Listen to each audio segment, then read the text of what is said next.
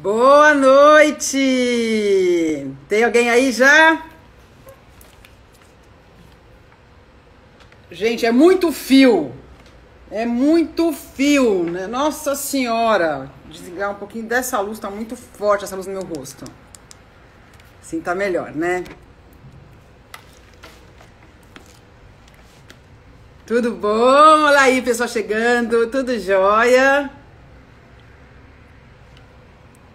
Gabriel, tudo jóia? Eu vou chamar o Christian aqui. Ai.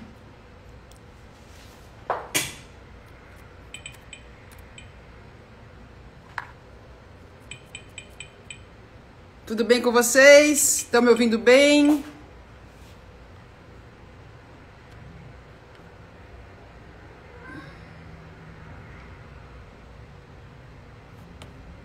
Ixi, aqui tá ruim, peraí.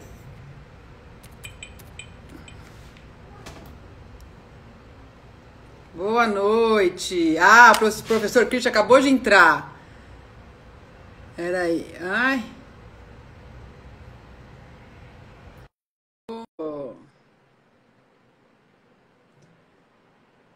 Ai, Adriana Ventura, que fofa. Minha Dep querida. Professor Christian. Tudo bem, Roberta? Tudo ótimo. E você? Gente, que chuva é essa? Me fala. São Paulo é muito doido, não é? Tá chovendo aqui em Moema. Tá um ventão, é. Eu passei agora na Marginal, tava um ventão mesmo. É o meio ambiente, né? Nós e o meio ambiente. É. Bom, vamos começar, porque a gente, na verdade, com você, uma hora é rapidinho. Então, assim, vocês sabem que eu sempre deixo gravada, então não se preocupem. Quando tiver faltando um minuto, eu vou avisar o professor Christian para ele fazer as considerações finais. É um prazer ter você aqui comigo. Essa pessoa inteligente, esse homem sensato, né? O professor Christian, ele é um cientista social. Além disso, ele também atuou muito tempo na área de agronegócio, né? E principalmente com os agrodefensivos, que eu gosto muito. E agora ele está numa empresa, aí eu acho que ele vai explicar melhor para vocês. Então, bom, bem-vindos. E, Christian, agora você pode se apresentar.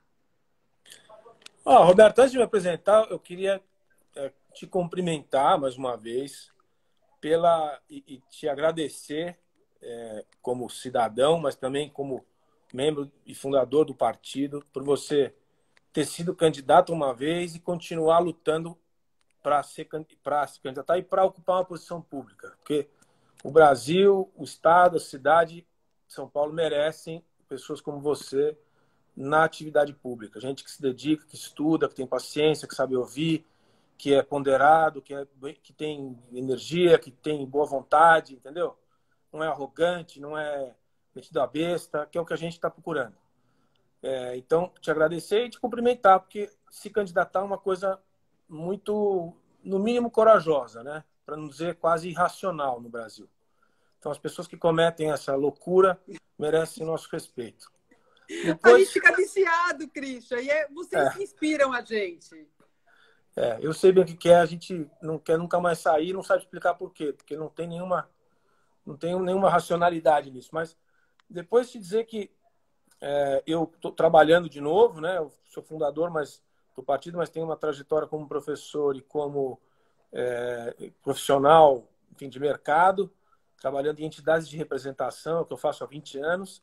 E hoje eu voltei, depois da campanha, voltei a trabalhar numa entidade que chama CropLife, que é uma entidade que representa 36 empresas, que são empresas de defensivo, biodefensivo, sementes e biotecnologia. Empresas como Bayer, BASF, Syngenta, Corteva, Ihara, Sumitomo, TMG, CTC, são várias empresas que lidam com tecnologia vegetal.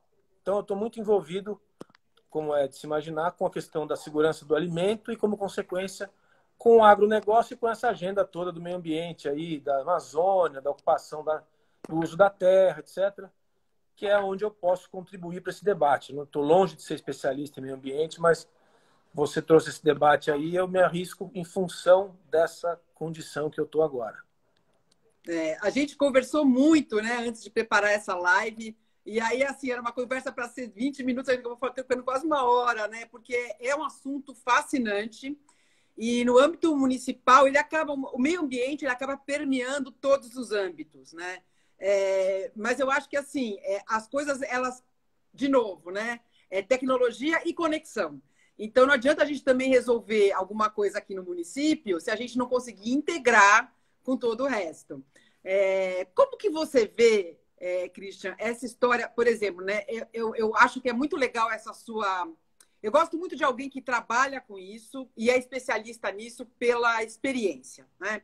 Então, a gente está falando aqui em São Paulo, né, nessa coisa do Covid, saúde, não sei se você sabe, eu sou uma entusiasta de telemedicina, que eu chamo de medicina conectada. E aí me causa muita aflição ver, por exemplo, a gente falando de álcool gel, e aí a gente vê uma foto de um menininho, até falando no celular, literalmente com o pezinho dentro do esgoto, né? Isso aqui em São Paulo, que é ainda um estado, uma cidade, a maior cidade do Brasil. Como é que você vê isso? Porque eu acho que tem muito a ver saneamento básico com o meio ambiente, né? Como é que a gente pode falar de proteger o meio ambiente sem proteger o ser humano, que é aquele que vai fazer o meio ambiente? Eu acho que você colocou de uma maneira muito correta e exatamente essa conversa de verdade. A conversa demagógica, boboca, superficial, elitista, boboca, é essa do meio ambiente, da defesa da natureza, das florestas, da sustentabilidade, que ninguém pode ser contra. Num país, e por pessoas que vivem aqui na Faria Lima, vamos dizer assim, num país onde exatamente na maior cidade da América do Sul, a 2 quilômetros da Faria Lima, tem crianças brincando no esgoto. Então, assim, a conversa de meio ambiente passa justamente pela agenda de verdade da saúde pública, né, e da qualidade, em função da qualidade da saúde, depois a defesa do meio ambiente, da sustentabilidade, da qualidade de vida das pessoas. As coisas estão todas conectadas. Eu acho que é assim que se faz o debate de verdade. Então, vamos começar por aí. Então, para a gente ficar no âmbito da cidade e se falar de meio ambiente, a gente não está falando só de floresta ou de parque ou de coisa. A gente está falando também de limpeza, né? De coleta de lixo, de reciclagem, de limpeza dos rios, de saneamento, como você está levantando. A conversa de meio ambiente é completa, é holística. O tal do triângulo maravilhoso que se fala, social, ecológico e econômico, incorpora também essa dimensão. Não é só de ONG pensando em passarinho, em rã e em floresta amazônica. Então, assim, é uma conversa muito boboca que a gente trata quando trata de meio ambiente. Ainda mais quando você vai ser vereadora e você vai ser eleita e vai trazer essa pauta para a cidade e vai ter que tratar de tudo ao mesmo tempo, até de agricultura. Porque poucos param para pensar, mas assim, se você for para Marcilac, por exemplo, ou ali para a região atrás de Socorro, você vai encontrar pequenas propriedades agrícolas ou É parelheiros. impressionante. Eu conheço aquela área, é impressionante. A gente andando de carroça. Então, parelheiros, você vai encontrar aldeia de índio, no município de São Paulo. Então, nós também estamos falando de produção de alimentos, do cinturão verde, de produção de legumes e verduras que vão para o Ceasa. Também está na agenda de um vereador e de um prefeito a agricultura municipal e o uso de defensivos, a qualidade do alimento, tudo isso faz parte da conversa. É que ninguém se dedica nem se interessa, né? Fica sempre essa conversinha mole de trazer a agenda federal e nacional para desafiar os candidatos das instâncias municipais e estaduais. E eu vou dizer uma coisa que ele vai completar. Gente, ainda mais que a gente tem que pensar que hoje em dia, com toda a tecnologia, e assim, o mundo, inclusive de várias pessoas que adoram esse assunto de sustentabilidade, passa por uma tecnologia gigantesca. Então, tem uma coisa que vai estar acontecendo no mundo e também no Brasil, que é o quê? A terra produtiva. Então, hoje em dia, com algumas tecnologias de preparo de semente, de solo, tudo mais, você consegue produzir muito mais em muito menos espaço. E isso, para nosso espaço urbano, tem tudo a ver. Então, imagina você poder transformar essa região lá de Marcilac ou Parelheiros e você poder capacitar esse pequeno produtor a produzir mais, melhor, com mais segurança. Né? Então, aí a gente vai usar o quê? A gente vai usar vou falar coisa feia, a gente vai usar cocô? Não, a gente tem hoje em dia tecnologia que é muito melhor do que o esterco, né? E é tão segura quanto, né? Fala um pouquinho disso para a gente, que eu sei que o Christian está bem envolvido nisso. Não, então, a entidade que eu dirijo hoje representa empresas que cuidam dessas tecnologias. Então, o que nós estamos falando aqui? Estamos falando dos defensivos, dos pesticidas, para quem não gosta, os agrotóxicos, né? Que são o quê? São substâncias químicas, química sintética, que mata mosquito, que mata percevejo, que mata os fungicidas e os herbicidas, que matam pequenas plantas que concorrem com aquela que você quer produzir. Além desses produtos, a gente tem os biodefensivos, que são micro-organismos que atacam micro-organismos. Você pulveriza uma plantação de, sei lá, de alface com um fungo que ataca um outro fungo. É natureza atacando natureza. Então, essas mesmas empresas, a Bayer, a Basf, a Syngenta, a Corteva, produzem esses produtos. E muitas outras. E além disso, tem toda a tecnologia genética das sementes. Também sementes de o que a gente chama de minor crops. Sementes de frutas, de hortaliças, por exemplo, são geneticamente modificadas. Nós estamos mais na frente ainda. Você tem edição gênica. Você nem traz mais um gene de um outro organismo vivo. Você edita o gene da própria planta ou na própria semente, que é uma fase mais recente do que se faz, absolutamente segura, com todas as precauções de segurança para perigo para a saúde humana, saúde animal. É um universo de ciência novo que faz exatamente isso que você falou. Ele provoca uma produção muito maior, num espaço menor de terra. Então, para você pegar o número nacional, o Brasil, nos últimos 40 anos, cresceu a produtividade média da agricultura geral, de todas as agriculturas, de todas as culturas, cresceu 350%. E o aumento da expansão da terra foi em torno de 60%. Então, assim, são 7 vezes mais, a produtividade aumentou 7 vezes mais do que a expansão. Se você pega o Brasil todo, inteiro, com todas as atividades, todos os milhões de hectares, não chega a 87 milhões de hectares o que se gasta com agricultura. O Brasil tem, isso aí está em torno de 9,5% do território nacional. Pra você ter uma ideia, os Estados Unidos já ocupam 38% do seu território com agricultura. Os europeus, 45%. O Brasil, 9%.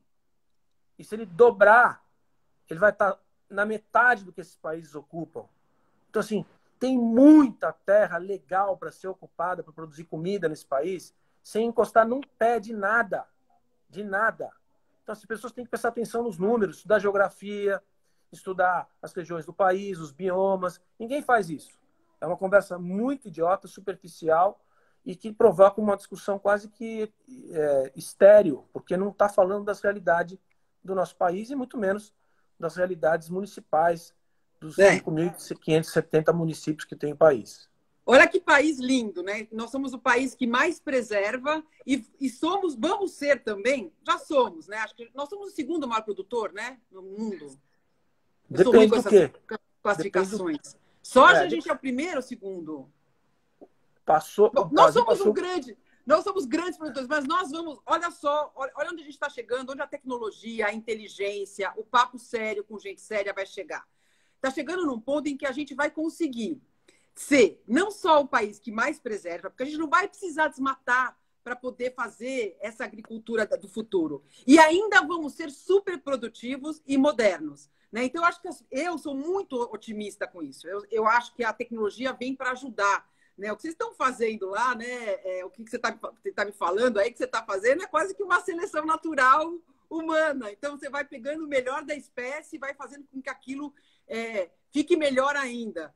E eu fico pensando assim, eu já começo a viajar, né, Christian? Que a gente pode fazer isso, inclusive, com plantas nativas. Deve ter um monte de gente trabalhando sério nisso. Né?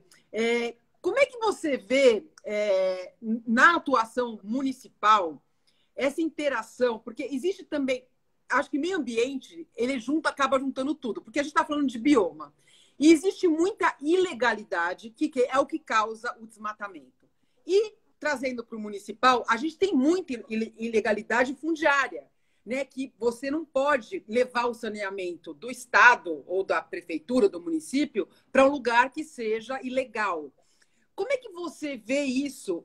Como que a gente consegue facilitar e, ao mesmo tempo, eu penso que não é só facilitar, não adianta você também distribuir título para a pessoa morar num lugar, por exemplo, onde você vai ter enchentes, onde você não tem a estrutura adequada, né? Mas como você vê a coisa do fundiário e da ilegalidade dentro do desmatamento e do saneamento? Nossa, uma aula agora. Não, assim, são muitas coisas ao mesmo tempo, mas assim, as áreas ocupadas em São Paulo, que são áreas urbanas e que são ilegais, calcula-se, se não estou enganado, uma coisa em torno de 1.800.000 paulistanos que vivem em propriedades ilegais. E, portanto, esse número aumenta. Legalmente não podem receber os serviços públicos, né? Ou tem gato de eletricidade, puxada de água que é ilegal, mas não tem saneamento também, porque o Estado não pode chegar lá, porque ele não pode investir num lugar cuja posse não pertence àquele sujeito que está lá. Essa parte tem que ser combatida com... Aliás, o Partido Novo já tem projetos, que não foi ele que inventou, são projetos que já existem no mundo, que assim, há regiões onde o dono da terra já não quer mais que a terra seja dele, ele só quer receber pelo direito da propriedade que ele tinha. Então, há a possibilidade de que aquelas pessoas que estão lá 10, 20, 30 anos morando naquele lugar ilegal, paguem por aquele lugar. Você passa você faz uma prestação, você constrói um processo de legalização daquela posse e esse recurso vai para quem é dono, tá certo? Não vai ser um precatório que o Estado tem que pagar por indenização porque desocupou. Não, cria uma situação em que quem mora lá vai querer ser dono daquilo lá, já está lá 10, 15, 20, 30 anos. Então cria uma possibilidade dele remunerar e pagar quem foi desapropriado. Então, isso é uma possibilidade, não é simples, é fácil falar, difícil fazer, mas é viável de fazer. E nessas áreas, quando elas são legais, elas entram na civilização. Vai ter parque, vai ter praça, vai ter tudo que puder ter, que hoje não tem. E vai ter esgoto e água encanada e luz legalizada. Nas áreas rurais ocupadas, que é uma outra coisa, que também tem no município, e tem MST no município, né? É diferente. Você tem que tirar essas ocupações, na nossa visão, porque isso é ocupação ilegal, e acampamento de MST para nós é ilegalidade, é descumprimento da Constituição, ponto final, tem que desocupar. E aquela terra tem que ganhar viabilidade, é aí que está o negócio. Tem muita gente que tem terra, mas não consegue viabilizar. Esses assentamentos do Brasil afora, que o INCRA fez durante os últimos 70 anos aí, uma boa parte não consegue sair do lugar porque não tem a estrutura necessária, não tem a estrutura técnica para produzir, não tem a infraestrutura, não tem o financiamento, não tem nada. Às vezes não tem nem a posse. Mas quando tem a posse, não tem a estrutura para começar. E é muito difícil começar. Então, o que o município pode fazer é pegar as áreas de propriedade, pequenas áreas de propriedade rural, que não são produtivas, que são muitas, que são subsistência, o pessoal vive quase que num barraco de favela, e criar um programa de incentivo técnico para o sujeito conseguir produzir alguma coisa que ele leve no SEASA, ou consiga ter uma cooperativa. O modelo de cooperativa no Brasil é um verdadeiro sucesso. Há várias cooperativas no Brasil todo que são verdadeiras máquinas de produzir dinheiro e riqueza. Pode-se fazer isso em São Paulo também, no município de São Paulo. Então, assim, as coisas todas se encontram. Tem inteligência, só precisa ter gente com vontade política de fazer. E conhecimento. Isso assim, é lindo ver você falar, Christian, porque sabe que a empresa, assim, você fala as coisas que eu adoro ouvir. Uma, tudo conectado. E segundo, querendo ou não, isso que você está falando é oportunidade. Você está falando para mim assim, Roberta, tem gente querendo, só que eles não têm oportunidade. Vamos criar essa oportunidade? E, ao mesmo tempo, tem a ver com a outra live que eu fiz, que é de privatização. Isso é uma privatização. É uma privatização, como que a gente vai fazer? Na verdade, do privado com privado. Né? Por que não? Todo mundo gosta de querer ter a sua casa. As pessoas, por incrível que pareça, não gostam tanto de ganhar a sua casa. Imagina que prazer você poder nem merece fazer, ganhar. entendeu? Com o apoio do governo, do município ali por trás, né? Te dando talvez o recurso da infraestrutura, te dando o recurso da arquitetura, do urbanismo, né? Te dando, às vezes, a condição até de você poder você mesmo construir.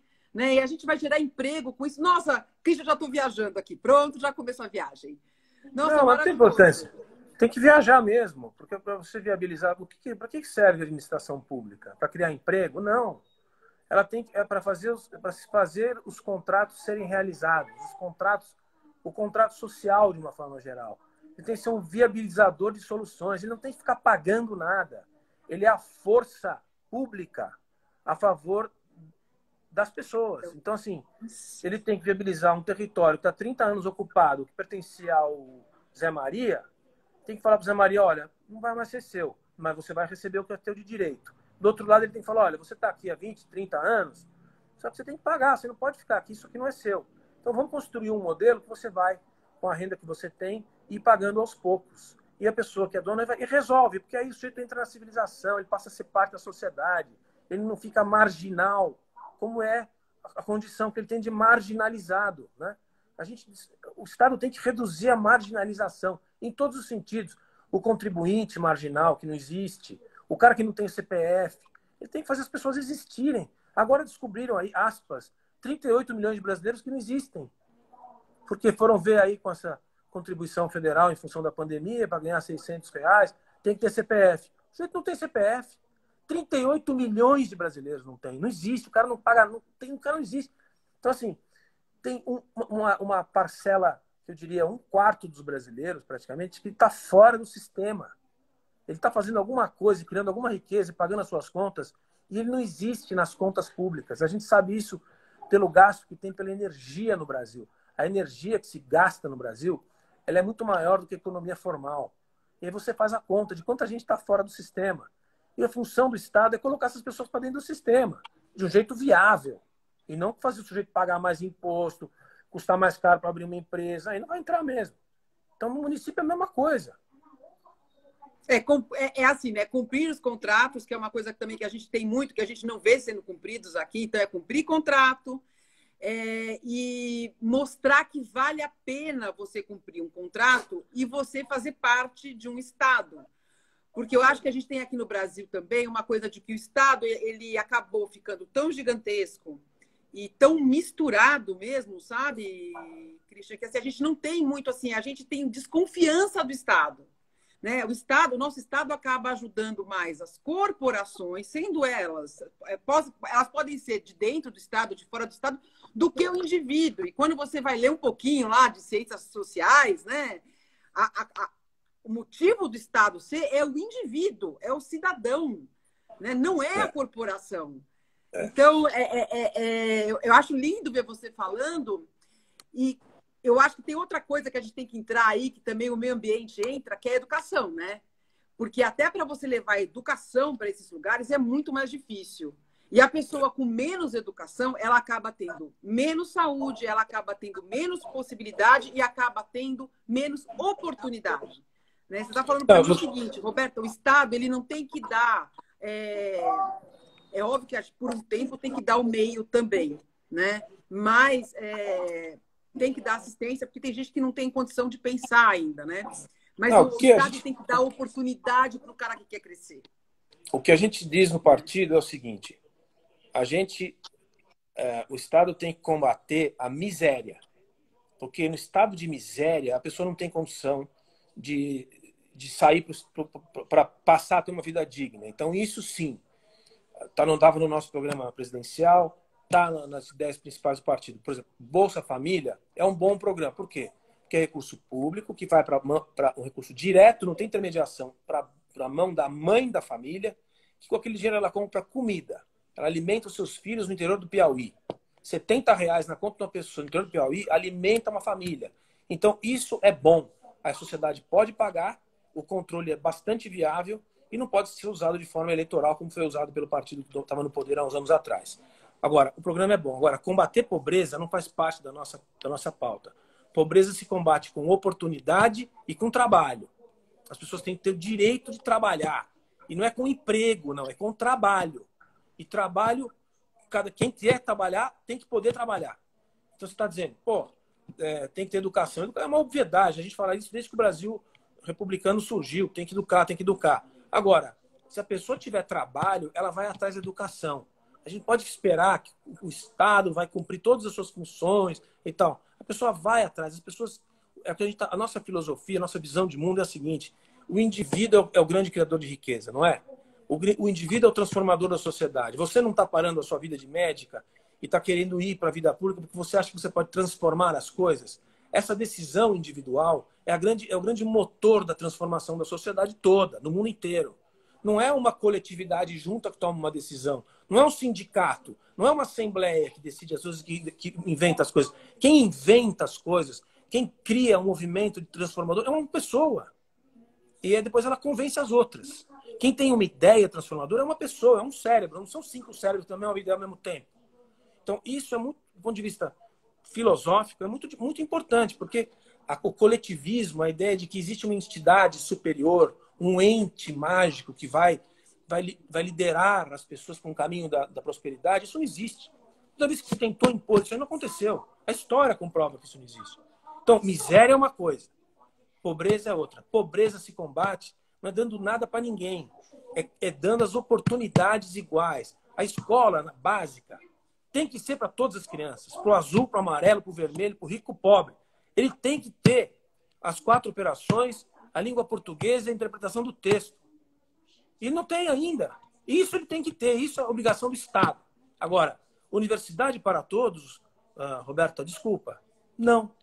Não, porque não é assim na Alemanha, na Suíça, na Suécia, na Holanda, nem na Inglaterra, nem nos Estados Unidos. Vai ser aqui? Não tem universidade para todos. A sociedade não pode pagar. De novo, tem gente que quer fazer faculdade, tem gente que não quer. E quem não faz faculdade é tão bom quanto quem faz. Assim, eu acho que tem essa coisa da gente também... Existe um sonho das pessoas de que todo mundo quer ser tudo. Não!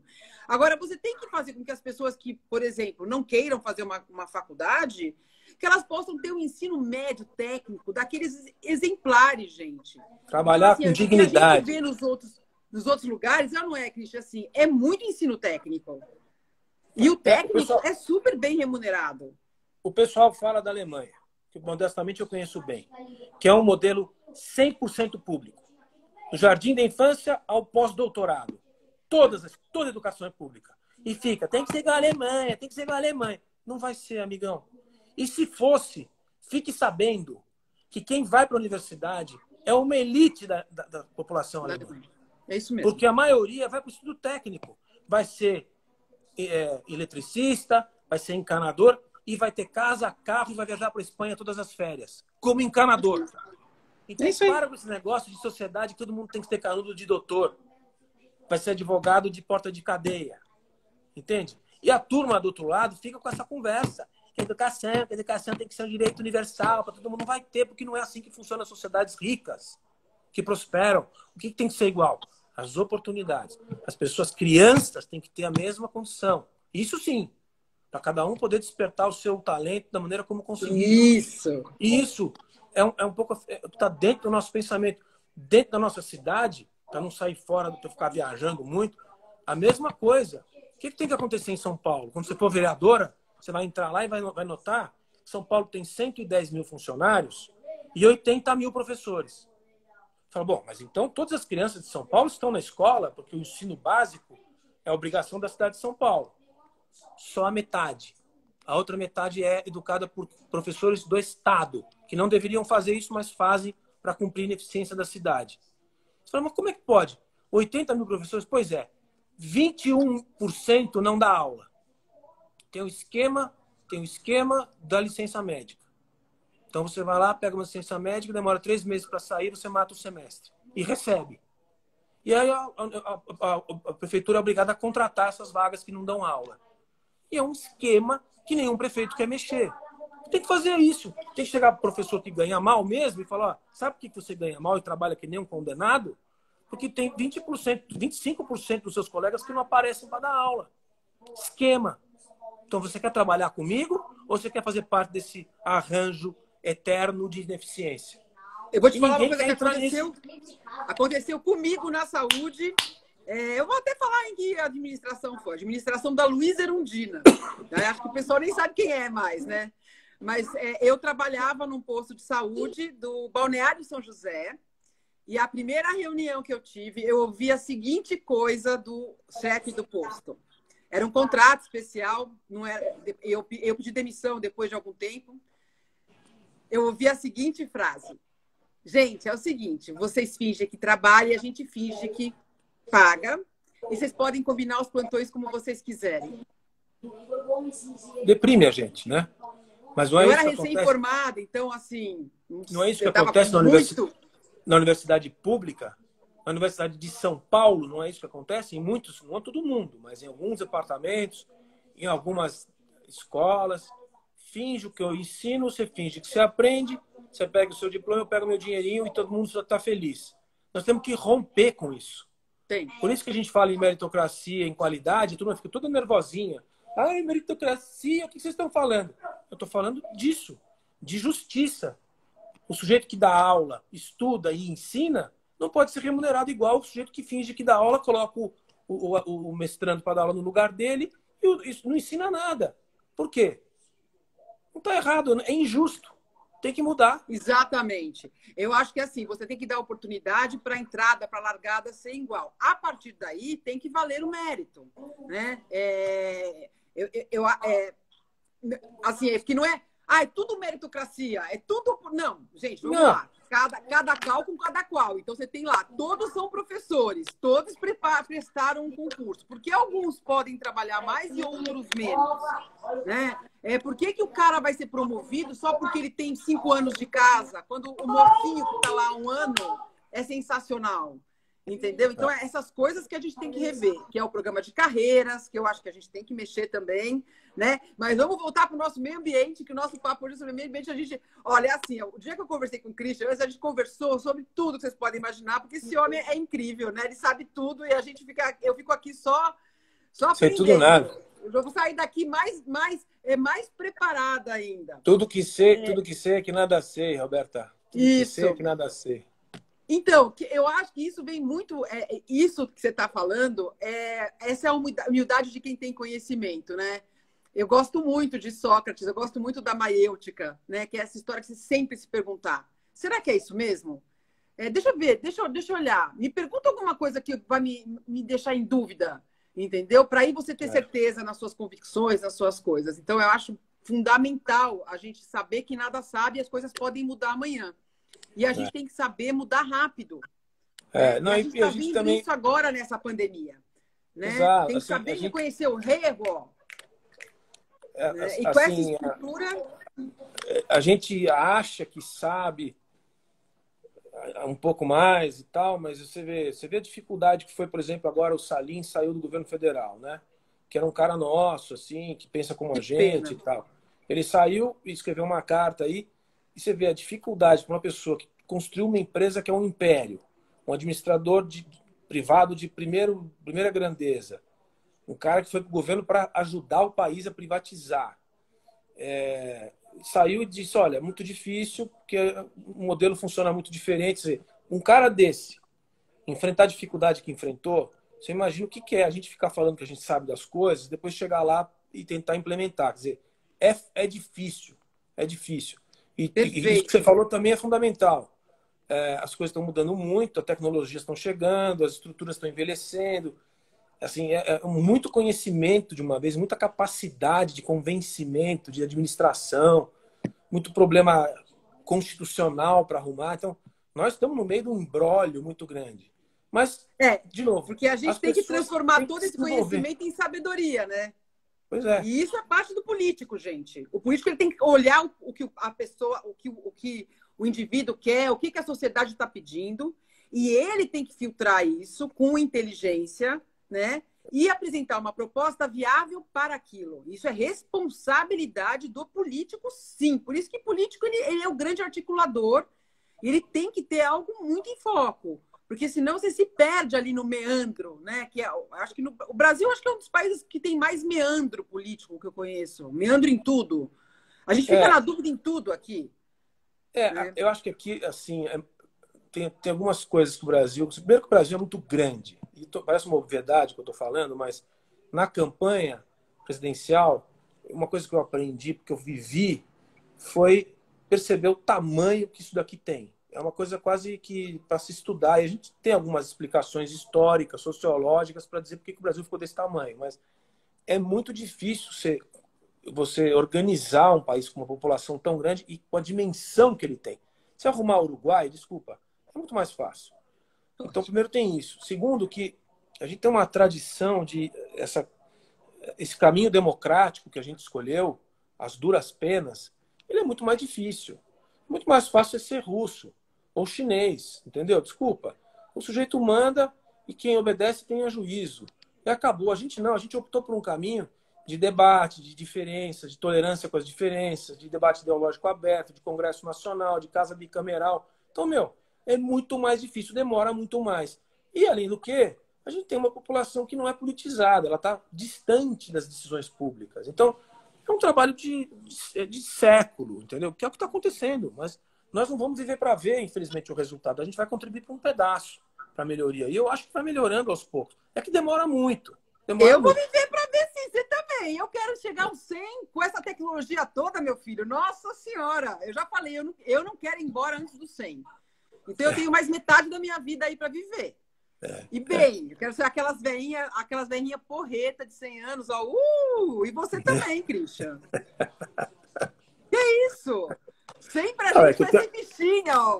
É porque, assim, assim, você estava falando o Brasil é um país complexo, porque as ideias são confusas. Então, e é mesmo, porque é muito grande, as diferenças regionais são enormes, as histórias das sub-regiões são muito diferentes, a gente fala a mesma língua, gosta da mesma música, come a mesma comida, mas aí começam as diferenças muito grandes entre as regiões, entre as visões de mundo, entre as oligarquias, as corporações, como você colocou bem. O Brasil ele é refém das corporações. A criminalidade. Você vai ser vereadora de uma cidade e vai sentar do lado de vereadores que são criminosos. Eu sei. Do lado da tua cadeira, o sujeito é um criminoso, você vai ter que lidar com um criminoso. E é o que a gente está se propondo a fazer. Não é todo mundo ali bem intencionado resolver os problemas do cidadão. Aliás, eu vou te dizer que é uma minoria que está pensando nisso. Então, para se lidar com um criminoso que cuida do dinheiro público, dos projetos públicos, é um grande desafio. Você fala, mas isso aí tem em todo lugar do mundo. Mais ou menos, mais ou menos. Tem lugares que a criminalidade tem mais dificuldade de se infiltrar. Aqui, ela está em todos os lugares. Então, é tudo muito mais difícil, né? É que a gente tem que mudar o nosso modo de pensar, né? Então, é porque é um ciclo vicioso que eu acho que tem que realmente quebrar de pedra, quebrar de fora, entendeu? E é sedutor. Falar que o poder não é de sedutor, falar que não é bom você entrar lá, né? Por isso que eu faço questão de me cercar das pessoas. Eu acho que isso também é política. Então, a política não é só... O fácil é entrar. Fácil não, gente, pelo amor de Deus, que é dificílimo conseguir voto. Mas, assim, entrar é o primeiro passo. O mais importante é o que você faz lá dentro. Então, aquela coisa de fazer realmente um mandato participativo, né? Você chamar as pessoas e ouvir, né? Porque eu falo muito, mas, assim, se eu não sei ouvir, que eu tenho alguém do meu lado que me cutuca e fala, Roberta, que nem estão fazendo aqui, perguntando para a gente como é que a gente faz para quebrar a máfia do lixo urbano. Essa é uma máfia perigosíssima e que mata, né? A gente sabe de pessoas que perderam a vida tentando mudar esse assunto, né? Que me é muito caro. Né? E não é só essa.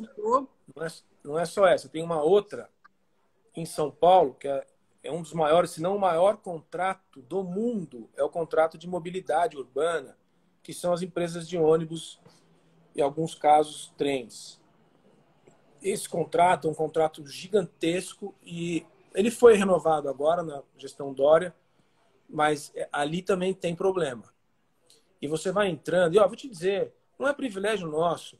Eu estava passando até a título de curiosidade, um documentário no Netflix que mostra a atuação da máfia em Nova York nos anos 80.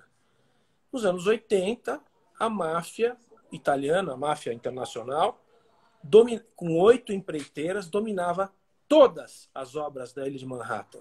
Todas. Era um oligopólio dominado pelo crime.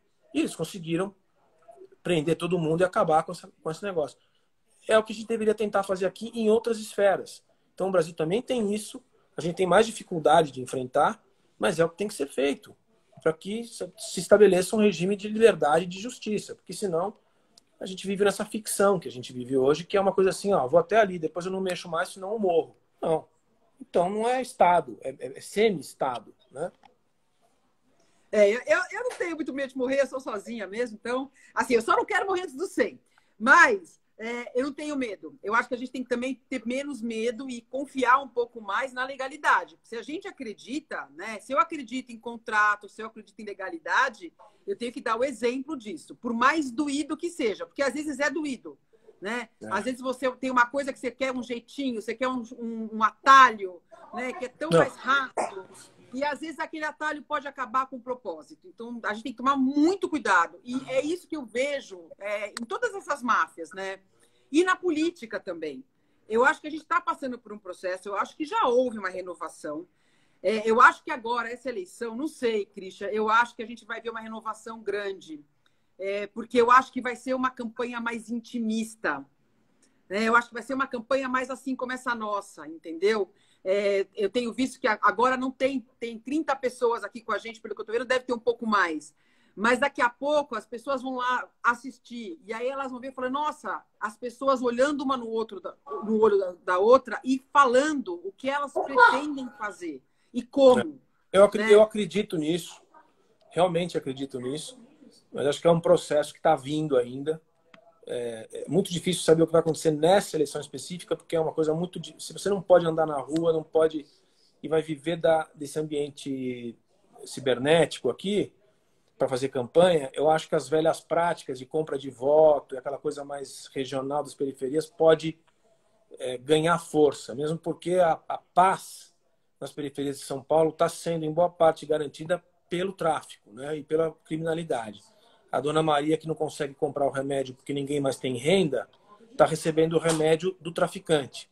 Então, é um pouco o que aconteceu no Rio de Janeiro, numa escala maior. Então, a gente tem que ter consciência de que tem um mundo real aí do nosso lado que é muito mais duro quando se trata de eleger pessoas e política, fazer política, que a gente ainda não superou. Mas eu quero crer que você tem razão e é isso que a gente prega no partido também. E o que vai te dar segurança eleita é fazer parte de um grupo partidário, de uma instituição. Porque você pode ser um herói individual, ser eleito por qualquer legenda e chegar lá séria, correta, como aconteceu com muita gente nos últimos 30 anos, e aí você se frustra, porque você não tem a força da instituição que está por trás de você. A nossa ambição é que o partido seja isso. Ele te dá a tua marca e ele te protege, vamos dizer assim, do resto dos horrores, entendeu? E aí, quando a gente tiver uma bancada, eu vi aí, vamos eleger uma bancada, tem que eleger uma bancada de 5, 6 vereadores em São Paulo. Não podemos ficar só com um, quiçá 10. Porque quando você tem uma bancada, tudo muda. A nossa bancada de 8 na federal já é uma bancada de 30 na capacidade de influência que eles têm. Uma bancada de 50 no governo brasileiro, unida, é um partido mais forte do Congresso. Você vê, o PSL teve 60 cadeiras, mas não é um partido, é uma ficção. São 60 PSLs. Então não adiantou nada, o presidente nem é mais o partido. Se a gente tem um partido novo com 70 cadeiras no Congresso, a gente é capaz de fazer um estrago ali que ninguém tem ideia. A mesma coisa para as vereanças, entendeu? Por quê? Porque é a força da instituição. O Brasil é personalista. As pessoas votam na pessoa, naquilo que o sujeito falou, independente do compromisso que ele tem com as ideias da legenda que ele representa. E isso foi ficando contaminando de um jeito que virou isso aí. 35 partidos e 86% das pessoas não se identificam com nenhum deles. Ou seja, está falido completamente o sistema, né? E para fazer a reforma tem que renovar. Porque quem faz a reforma é quem quer que o esquema se mantenha assim. Né? Então, é assim. Agora, eu vou dizer uma coisa. O ano passado, eu fui muito para Brasília, tal, né, que eu trabalhei com a deputada Adriana, foi maravilhoso. E é impressionante o poder de uma pessoa. Então, quando você chega lá com uma cabeça diferente, com um pouco mais de propósito, e querendo ou não, por mais que as pessoas tenham uma competição nessa hora da eleição, é óbvio que tem, então um quer o voto, outro também quer, mas no final somos todos novo. Né? Então, um vai olhar para o outro e falar, ó, eu estou aqui como você. A gente está pelo mesmo propósito. A gente acredita em aumentar as oportunidades das pessoas, a gente acredita em empreendedorismo, né? Em todos os sentidos de empreendedorismo, né? Porque assim, acho que empreendedorismo é o empreendedor, é o cara sozinho no Brasil. né? É o Ele cara que contra tem a lá. Rapa. O cara que tem a vendinha embaixo e mora em cima, nas comunidades aqui. É Isso aí. sensacional. É É, sensacional. É o cara que coloca o baldinho para pegar a sacolé, né? é. E esse cara que a gente tem que conquistar, né? Porque ele já é empreendedor e não está nem sabendo. Não, Né? e Ele ele. acha, existe uma maldade, isso eu acho que é maldade mesmo, né? De achar que o seu lugar é o lugar simplesmente de coitadinho, de receber alguma coisa o resto da vida, né? E isso eu não admito. É, Isso eu não admito. Então, assim, voltando lá para a nossa foto do rapazinho com falando num celular com o pé no esgoto, isso eu não admito. Porque esse é. menino ele tem que saber que ele pode ter um celular. Ai, Adriana Ventura, que fofa! Minha Dep querida. Professor Christian. Tudo bem, Roberta? Tudo ótimo. E você, gente, que chuva é essa? Me fala, São Paulo é muito doido, não é? Tá chovendo aqui em Moema. Tá um ventão, é. Eu passei agora na Marginal, tava um ventão mesmo. É o meio ambiente, né? Nós e o meio ambiente. É.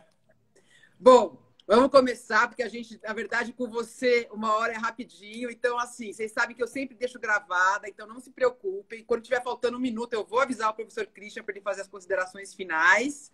É um prazer ter você aqui comigo. Essa pessoa inteligente, esse homem sensato, né?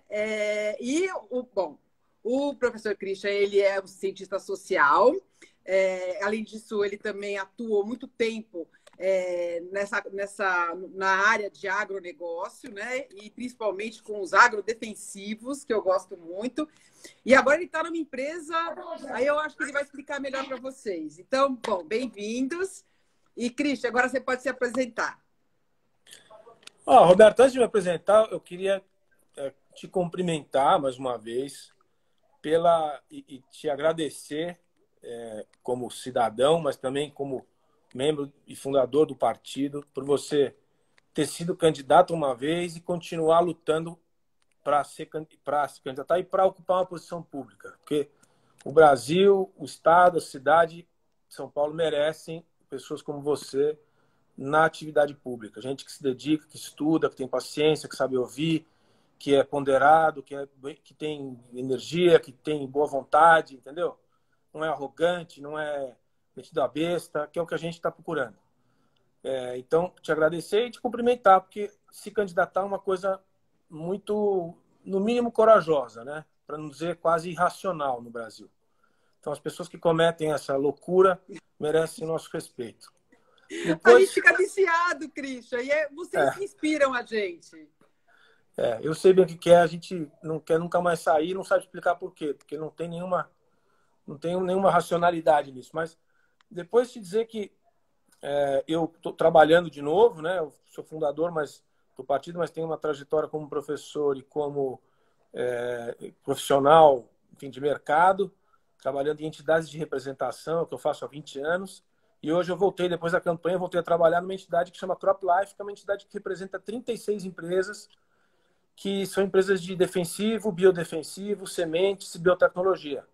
Empresas como Bayer, BASF, Syngenta, Corteva, Ihara, Sumitomo, TMG, CTC, são várias empresas que lidam com tecnologia vegetal. Então, eu estou muito envolvido, como é de se imaginar, com a questão da segurança do alimento e, como consequência, com o agronegócio e com essa agenda toda do meio ambiente, aí, da Amazônia, da ocupação do uso da terra, etc., que é onde eu posso contribuir para esse debate. Não estou longe de ser especialista em meio ambiente, mas você trouxe esse debate aí e eu me arrisco em função dessa condição que eu estou agora. A gente conversou muito, né, antes de preparar essa live. E aí, assim, era uma conversa para ser 20 minutos, aí eu vou ficando quase uma hora, né? Porque é um assunto fascinante. E no âmbito municipal, o meio ambiente ele acaba permeando todos os âmbitos, né? Mas eu acho que, assim, as coisas, elas, de novo, né? Tecnologia e conexão. Então, não adianta a gente também resolver alguma coisa aqui no município se a gente não conseguir integrar com todo o resto. Como que você vê, Christian, essa história, por exemplo, né? Eu acho que é muito legal essa sua... Eu gosto muito de alguém que trabalha com isso e é especialista nisso pela experiência, né? Então, a gente está falando aqui em São Paulo, né, nessa coisa do Covid, saúde, não sei se você sabe, eu sou muito entusiasta de telemedicina, que eu chamo de medicina conectada. E aí me causa muita aflição ver, por exemplo, a gente falando de álcool gel, e aí a gente vê uma foto de um menininho, até falando no celular, literalmente com o pezinho dentro do esgoto, né? Isso aqui em São Paulo, que é ainda um estado, uma cidade, a maior cidade do Brasil. Como é que você vê isso? Porque eu acho que tem muito a ver saneamento básico com o meio ambiente, né? Como é que a gente pode falar de proteger o meio ambiente sem proteger o ser humano, que é aquele que vai fazer o meio ambiente?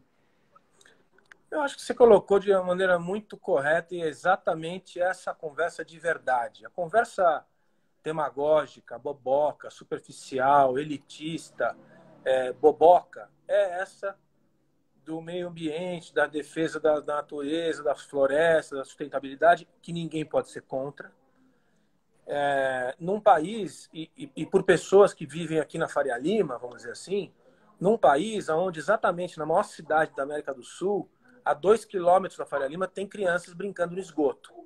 Então, assim, a conversa de meio ambiente passa justamente pela agenda de verdade da saúde pública, né, e da qualidade, em função da qualidade da saúde, depois a defesa do meio ambiente, da sustentabilidade, da qualidade de vida das pessoas. As coisas estão todas conectadas. Eu acho que é assim que se faz o debate de verdade. Então, vamos começar por aí. Então, para a gente ficar no âmbito da cidade e se falar de meio ambiente, a gente não está falando só de floresta ou de parque ou de coisa. A gente está falando também de limpeza, né?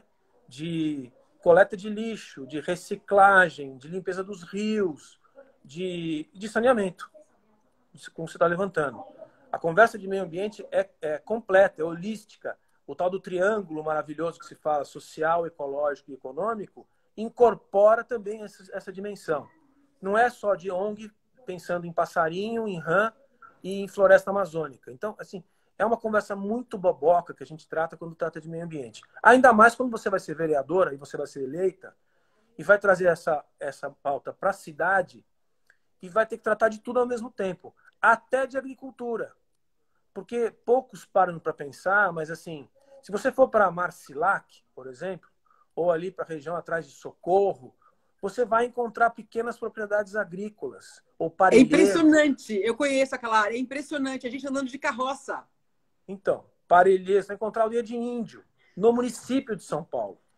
Então, nós também estamos falando de produção de alimentos, do cinturão verde, de produção de legumes e verduras que vão para o Ceasa.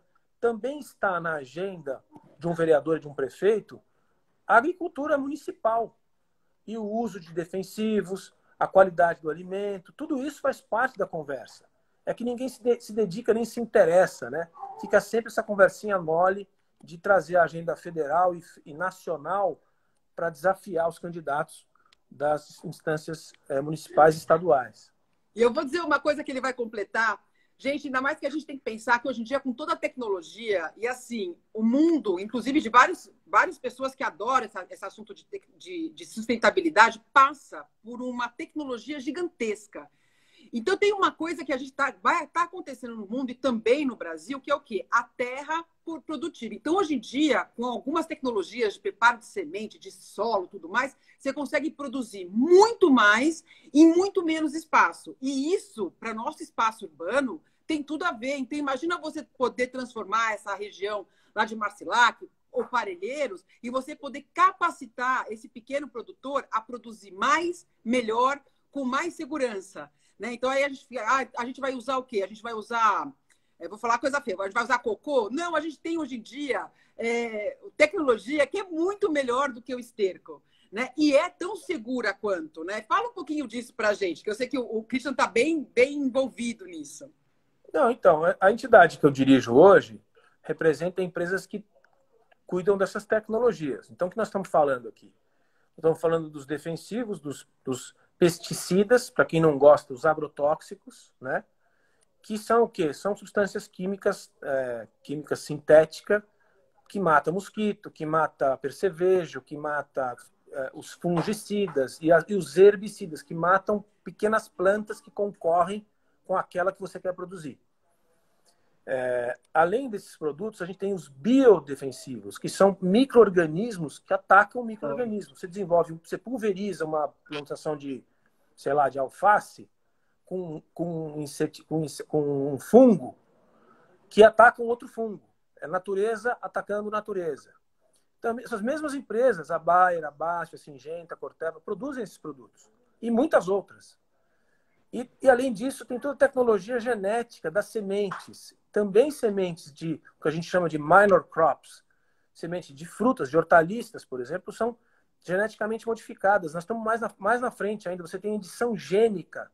Você nem traz mais um gene de um outro organismo vivo. Você edita o gene da própria planta ou na própria semente, que é uma fase mais recente do que se faz, absolutamente segura, com todas as precauções de segurança para perigo para a saúde humana, saúde animal. É um universo de ciência novo que faz exatamente isso que você falou. Ele provoca uma produção muito maior, num espaço menor de terra. Então, para você pegar o número nacional, o Brasil, nos últimos 40 anos, cresceu a produtividade média da agricultura geral, de todas as agriculturas, de todas as culturas, cresceu 350%. E o aumento da expansão da terra foi em torno de 60%. Então, assim, são 7 vezes mais, a produtividade aumentou 7 vezes mais do que a expansão.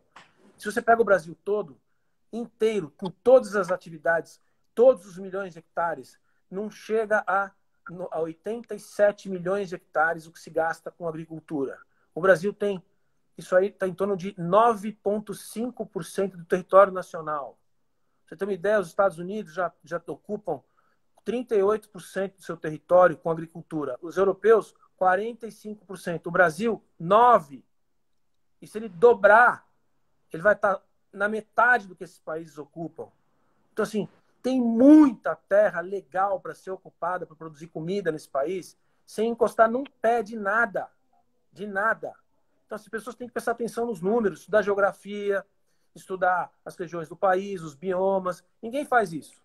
É uma conversa muito idiota, superficial, e que provoca uma discussão quase que estéril, porque não está falando das realidades do nosso país e muito menos das realidades municipais dos 5.570 municípios que tem o país.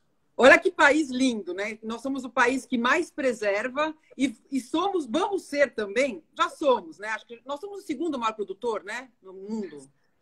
Depende do quê? Classificações. Soja a gente é o primeiro ou segundo? Nós somos grandes produtores, mas nós vamos, olha só, olha onde a gente está chegando, onde a tecnologia, a inteligência, o papo sério com gente séria vai chegar. Está chegando num ponto em que a gente vai conseguir ser não só o país que mais preserva, porque a gente não vai precisar desmatar para poder fazer essa agricultura do futuro. E ainda vamos ser super produtivos e modernos. Né? Então, eu sou muito otimista com isso. Eu acho que a tecnologia vem para ajudar. Né? O que vocês estão fazendo lá, né? O que você está me falando aí que você está fazendo é quase que uma seleção natural humana. Então, você vai pegando o melhor da espécie e vai fazendo com que aquilo fique melhor ainda. E eu fico pensando assim, eu já começo a viajar, né, Cristian? Que a gente pode fazer isso, inclusive, com plantas nativas. Deve ter um monte de gente trabalhando sério nisso. Né? Como é que você vê, na atuação municipal, essa interação? Porque existe também, acho que meio ambiente, ele acaba juntando tudo, porque a gente está falando de bioma. E existe muita ilegalidade, que é o que causa o desmatamento. E, trazendo para o municipal, a gente tem muita ilegalidade fundiária, né? Que você não pode levar o saneamento do Estado ou da prefeitura, do município, para um lugar que seja ilegal. Como é que você vê isso? Como que a gente consegue facilitar e, ao mesmo tempo, eu penso que não é só facilitar, não adianta você também distribuir título para a pessoa morar num lugar, por exemplo, onde você vai ter enchentes, onde você não tem a estrutura adequada, né? Mas como você vê a coisa do fundiário e da ilegalidade dentro do desmatamento e do saneamento? Nossa, uma aula agora. Não, assim, são muitas coisas ao mesmo tempo, mas assim, as áreas ocupadas em São Paulo, que são áreas urbanas e que são ilegais, calcula-se, se não estou enganado, uma coisa em torno de 1.800.000 paulistanos que vivem em propriedades ilegais. E, E esse portanto, número aumenta. legalmente não podem receber os serviços públicos, né? Ou tem gato de eletricidade, puxada de água que é ilegal, mas não tem saneamento também, porque o Estado não pode chegar lá, porque ele não pode investir num lugar cuja posse não pertence àquele sujeito que está lá.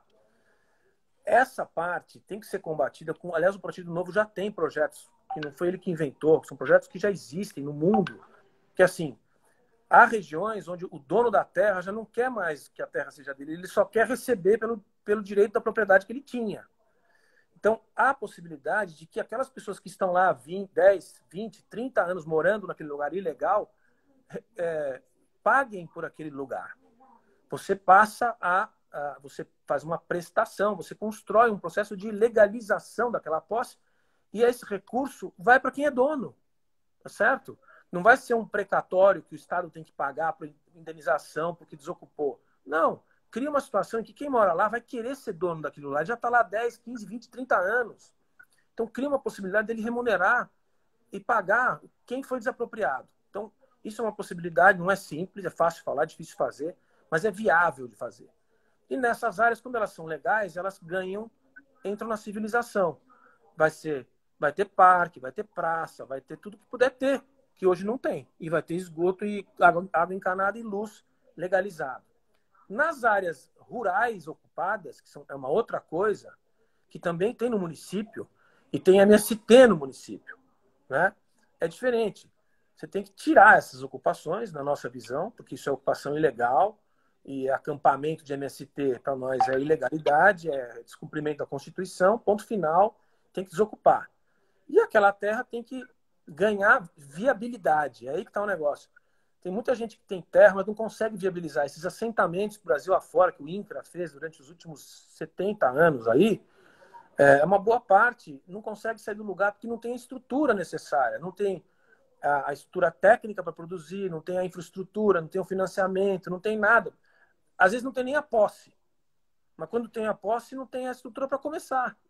E é muito difícil começar. Então, o que o município pode fazer é pegar as áreas de propriedade, pequenas áreas de propriedade rural, que não são produtivas, que são muitas, que são subsistência, o pessoal vive quase que num barraco de favela, e criar um programa de incentivo técnico para o sujeito conseguir produzir alguma coisa que ele leve no SEASA, ou consiga ter uma cooperativa. O modelo de cooperativa no Brasil é um verdadeiro sucesso. Há várias cooperativas no Brasil todo que são verdadeiras máquinas de produzir dinheiro e riqueza. Pode-se fazer isso em São Paulo também, no município de São Paulo. Então, assim, as coisas todas se encontram. Tem inteligência, só precisa ter gente com vontade política de fazer. E conhecimento. Isso é, assim, tá é lindo faltando. ver você falar, Christian, porque sabe que a empresa, assim, você fala as coisas que eu adoro ouvir. Uma, tudo conectado. E segundo, querendo ou não, isso que você está falando é oportunidade. Você está falando para mim assim, Roberta, tem gente querendo, só que eles não têm oportunidade. Vamos criar essa oportunidade? E, ao mesmo tempo, tem a ver com a outra live que eu fiz, que é de privatização. Isso é uma privatização. É uma privatização. Como que a gente vai fazer? Na verdade, do privado com privado. Né? Por que não? Todo mundo gosta de querer ter a sua casa. As pessoas, por incrível que pareça, não gostam tanto de ganhar a sua casa. Imagina que prazer você poder nem construir, fazer, ganhar. entendeu? Com o apoio do governo, do município ali por trás, né? Te dando talvez o recurso da infraestrutura, te dando o recurso da arquitetura, do urbanismo, né? Te dando, às vezes, a condição até de você poder, você mesmo construir, né? E a gente vai gerar emprego com isso. Nossa, Cristian, já estou viajando aqui. Pronto, já começou a viagem. Nossa, não, mas tem importância. Tem que viajar mesmo, porque para você viabilizar, para que serve a administração pública? Para criar emprego? Não. Ela para se fazer os contratos serem realizados, o contrato social de uma forma geral. Ele tem que ser um viabilizador de soluções. Ele não tem que ficar pagando nada. Ele é a força pública a favor das pessoas. Então, assim, ele tem que viabilizar um território que está 30 anos ocupado, que pertencia ao Zé Maria, tem que falar para o Zé Maria, olha, não vai mais ser seu, mas você vai receber o que é teu de direito. Do outro lado, ele tem que falar, olha, você está aqui há 20, 30 anos, só que você tem que pagar, você não pode ficar aqui, isso aqui não é seu. Então, vamos construir um modelo que você vai, com a renda que você tem, ir pagando aos poucos. E a pessoa que é dona e resolve, porque aí o sujeito entra na civilização, ele passa a ser parte da sociedade, ele não fica marginal, como é a condição que ele tem de marginalizado, né? O Estado tem que reduzir a marginalização em todos os sentidos. O contribuinte marginal, que não existe, o cara que não tem CPF, ele tem que fazer as pessoas existirem. Agora descobriram aí, aspas, 38 milhões de brasileiros que não existem. Porque foram ver aí com essa contribuição federal em função da pandemia, para ganhar R$ 600, tem que ter CPF. O sujeito não tem CPF. 38 milhões de brasileiros não tem. Não existe, o cara não paga, não tem, o cara não existe. Então, assim, tem uma parcela, eu diria, 1/4 dos brasileiros, praticamente, que está fora do sistema. Ele está fazendo alguma coisa, criando alguma riqueza, pagando as suas contas, e ele não existe nas contas públicas. A gente sabe isso pelo gasto que tem pela energia no Brasil. A energia que se gasta no Brasil, ela é muito maior do que a economia formal. E aí você faz a conta de quanta gente está fora do sistema. E a função do Estado é colocar essas pessoas para dentro do sistema, de um jeito viável. E não fazer o sujeito pagar mais imposto, custar mais caro para abrir uma empresa. Aí não vai entrar mesmo. Então, no município é a mesma coisa. É assim, né? Cumprir os contratos, que é uma coisa também que a gente tem muito, que a gente não vê sendo cumpridos aqui. Então, é cumprir contrato e mostrar que vale a pena você cumprir um contrato e você fazer parte de um Estado. Porque eu acho que a gente tem aqui no Brasil também uma coisa de que o Estado ele acabou ficando tão gigantesco e tão misturado mesmo, sabe, Christian, que assim, a gente não tem muito assim, a gente tem desconfiança do Estado, né? O nosso Estado acaba ajudando mais as corporações, sendo elas podem ser de dentro do Estado, de fora do Estado, do que o indivíduo. E quando você vai ler um pouquinho lá de ciências sociais, né, o motivo do Estado ser é o indivíduo, é o cidadão, né? Não é a corporação. Então, eu acho lindo ver você falando, e eu acho que tem outra coisa que a gente tem que entrar aí, que também o meio ambiente entra, que é a educação, né? Porque até para você levar a educação para esses lugares é muito mais difícil. E a pessoa com menos educação, ela acaba tendo menos saúde, ela acaba tendo menos possibilidade e acaba tendo menos oportunidade. Né? Você está falando para mim o seguinte, Roberto, o Estado ele não tem que dar... É óbvio que por um tempo tem que dar o meio também, né? Mas tem que dar assistência, porque tem gente que não tem condição de pensar ainda, né? Mas o Estado tem que dar oportunidade para o cara que quer crescer. O que a gente diz no partido é o seguinte, o Estado tem que combater a miséria, porque no estado de miséria a pessoa não tem condição de sair para passar a ter uma vida digna. Então, isso sim, não estava no nosso programa presidencial, está nas ideias principais do partido. Por exemplo, Bolsa Família é um bom programa. Por quê? Porque é recurso público, que vai para um recurso direto, não tem intermediação, para a mão da mãe da família, que com aquele dinheiro ela compra comida. Ela alimenta os seus filhos no interior do Piauí. R$ 70 na conta de uma pessoa no interior do Piauí alimenta uma família. Então, isso é bom. A sociedade pode pagar, o controle é bastante viável e não pode ser usado de forma eleitoral, como foi usado pelo partido que estava no poder há uns anos atrás. Agora, o programa é bom. Agora, combater pobreza não faz parte da nossa pauta. Pobreza se combate com oportunidade e com trabalho. As pessoas têm que ter o direito de trabalhar. E não é com emprego, não. É com trabalho. E trabalho, quem quer trabalhar, tem que poder trabalhar. Então, você está dizendo, tem que ter educação. É uma obviedade. A gente fala isso desde que o Brasil republicano surgiu. Tem que educar, tem que educar. Agora, se a pessoa tiver trabalho, ela vai atrás da educação. A gente pode esperar que o Estado vai cumprir todas as suas funções e tal. A pessoa vai atrás. As pessoas, a nossa filosofia, a nossa visão de mundo é a seguinte: o indivíduo é o grande criador de riqueza, não é? O indivíduo é o transformador da sociedade. Você não está parando a sua vida de médica e está querendo ir para a vida pública porque você acha que você pode transformar as coisas. Essa decisão individual é o grande motor da transformação da sociedade toda, no mundo inteiro. Não é uma coletividade junta que toma uma decisão. Não é um sindicato. Não é uma assembleia que decide as coisas, que inventa as coisas. Quem inventa as coisas, quem cria um movimento de transformador é uma pessoa. E depois ela convence as outras. Quem tem uma ideia transformadora é uma pessoa, é um cérebro. Não são 5 cérebros também uma ideia ao mesmo tempo. Então, isso é muito, do ponto de vista filosófico, é muito importante, porque o coletivismo, a ideia de que existe uma entidade superior, um ente mágico que vai liderar as pessoas para um caminho da prosperidade, isso não existe. Toda vez que se tentou impor, isso aí não aconteceu. A história comprova que isso não existe. Então, miséria é uma coisa, pobreza é outra. Pobreza se combate não é dando nada para ninguém, é dando as oportunidades iguais. A escola básica tem que ser para todas as crianças, para o azul, para o amarelo, para o vermelho, para o rico, para o pobre. Ele tem que ter as 4 operações, a língua portuguesa e a interpretação do texto. E não tem ainda. Isso ele tem que ter, isso é obrigação do Estado. Agora, universidade para todos, Roberta, desculpa. Não. Não, porque não é assim na Alemanha, na Suíça, na Suécia, na Holanda, nem na Inglaterra, nem nos Estados Unidos. Vai ser aqui? Não tem universidade para todos. A sociedade não pode pagar. De novo, tem gente que quer fazer faculdade, tem gente que não quer. E quem não faz faculdade é tão bom quanto quem faz. Assim, eu acho que tem essa coisa da gente também. Existe um sonho das pessoas de que todo mundo quer ser tudo. Não!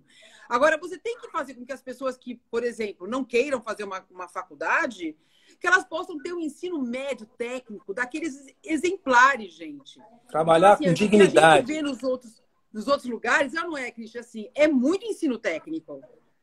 E o técnico é super bem remunerado. O pessoal fala da Alemanha, que modestamente eu conheço bem, que é um modelo 100% público. Do jardim da infância ao pós-doutorado. Toda a educação é pública. E tem que ser igual a Alemanha, tem que ser igual a Alemanha. Não vai ser, amigão.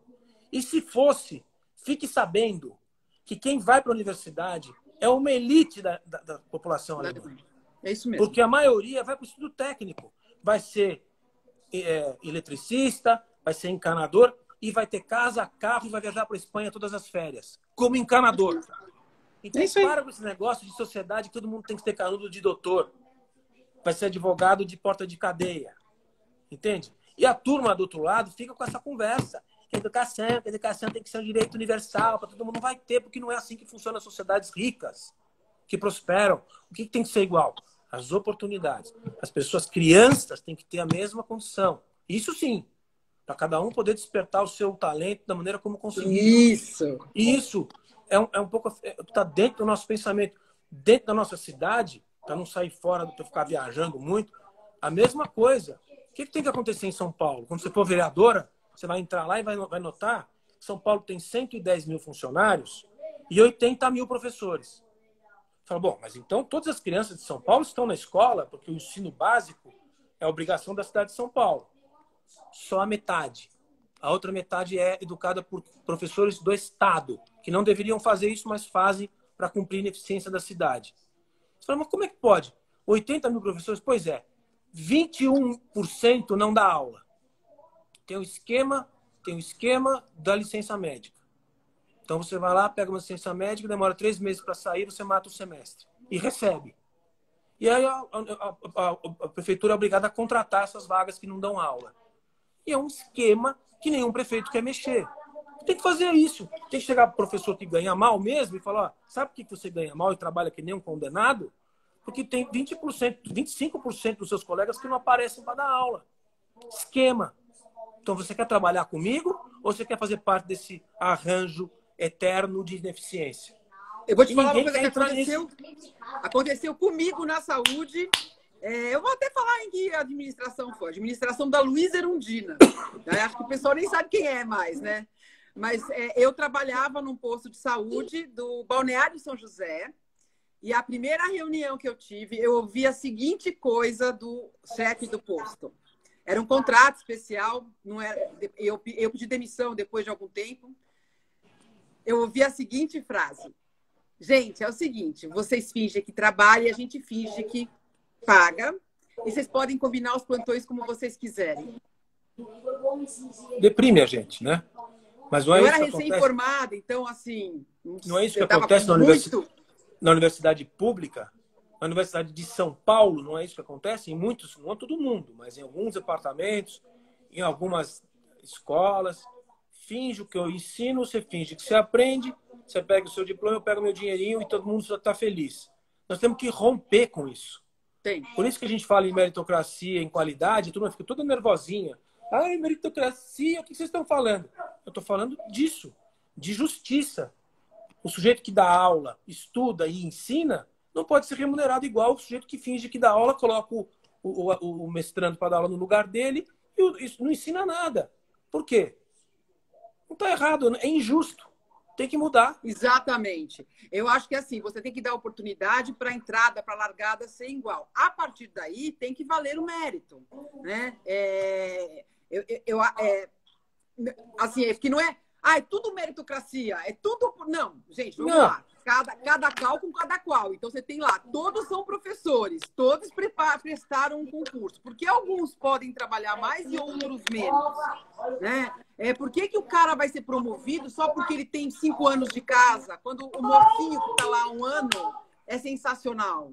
Entendeu? Então, essas coisas que a gente tem que rever, que é o programa de carreiras, que eu acho que a gente tem que mexer também, né? Mas vamos voltar para o nosso meio ambiente, que o nosso papo hoje sobre meio ambiente, a gente... Olha, assim, o dia que eu conversei com o Christian, a gente conversou sobre tudo que vocês podem imaginar, porque esse homem é incrível, né? Ele sabe tudo e eu fico aqui só Sei aprendendo. tudo nada. Eu vou sair daqui mais preparada ainda. Tudo que sei é que nada sei, Roberta. Tudo que sei é que nada sei.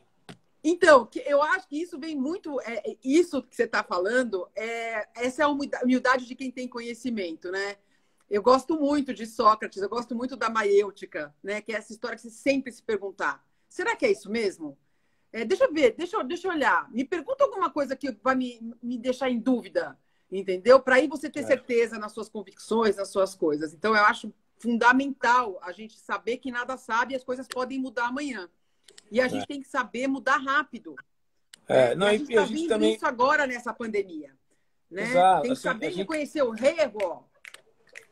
E com essa assim, estrutura... A gente acha que sabe um pouco mais e tal, mas você vê a dificuldade que foi, por exemplo, agora o Salim saiu do governo federal, né? Que era um cara nosso, assim, que pensa como a gente e tal. Ele saiu e escreveu uma carta aí, e você vê a dificuldade para uma pessoa que construiu uma empresa que é um império, um administrador privado de primeira grandeza, um cara que foi para o governo para ajudar o país a privatizar. Saiu e disse, olha, é muito difícil, porque o modelo funciona muito diferente.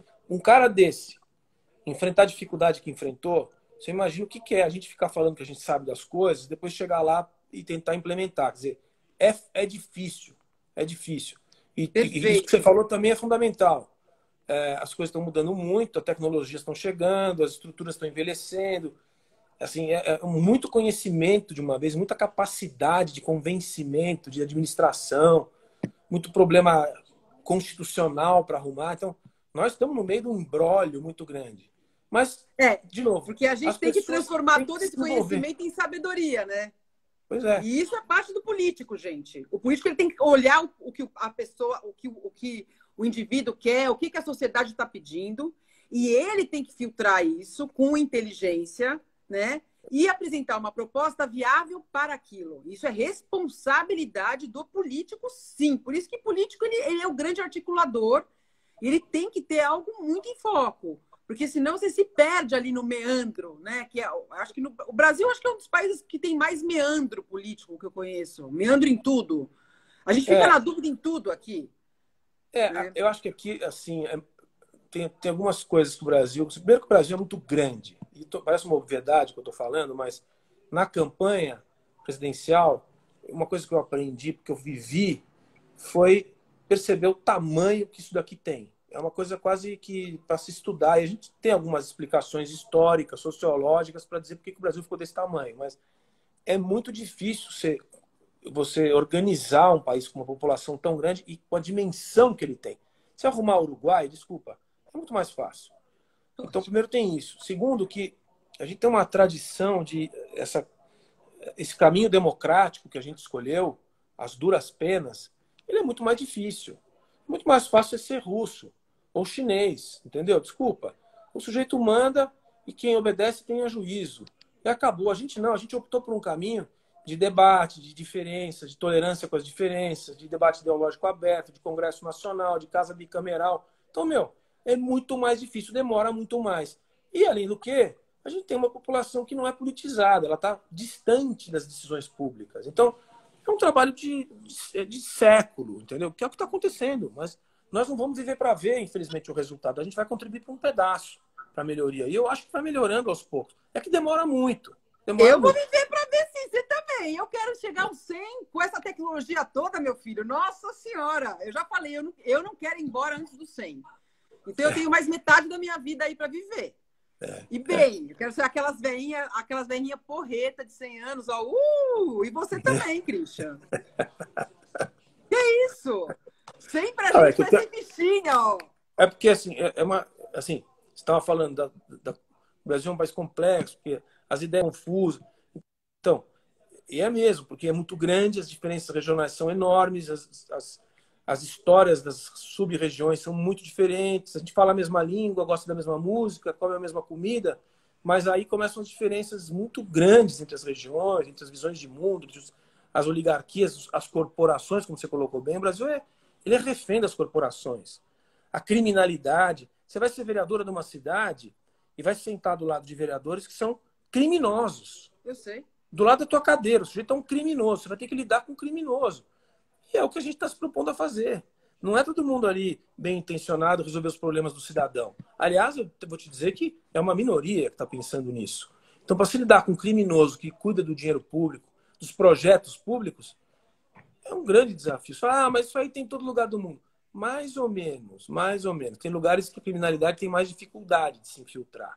Aqui, ela está em todos os lugares. Então, é tudo muito mais difícil, né? É que a gente tem que mudar o nosso modo de pensar, né? Então, é porque é um ciclo vicioso que eu acho que tem que realmente quebrar de pedra, quebrar de fora, entendeu? E é sedutor. Falar que o poder não é de sedutor, falar que não é bom você entrar lá, né? Por isso que eu faço questão de me cercar das pessoas. Eu acho que isso também é política. Então, a política não é só... O fácil é entrar. Fácil não, gente. Pelo amor de Deus, que é dificílimo conseguir voto. Mas, assim, entrar é o primeiro passo. O mais importante é o que você faz lá dentro. Então, aquela coisa de fazer realmente um mandato participativo, né? Você chamar as pessoas e ouvir, né? Porque eu falo muito, mas assim, se eu não sei ouvir, que eu tenho alguém do meu lado que me cutuca e fala, Roberta, que nem estão fazendo aqui, perguntando para a gente como é que a gente faz para quebrar a máfia do lixo urbano. Essa é uma máfia perigosíssima e que mata, né? A gente sabe de pessoas que perderam a vida tentando mudar esse assunto, né? Que me é muito caro.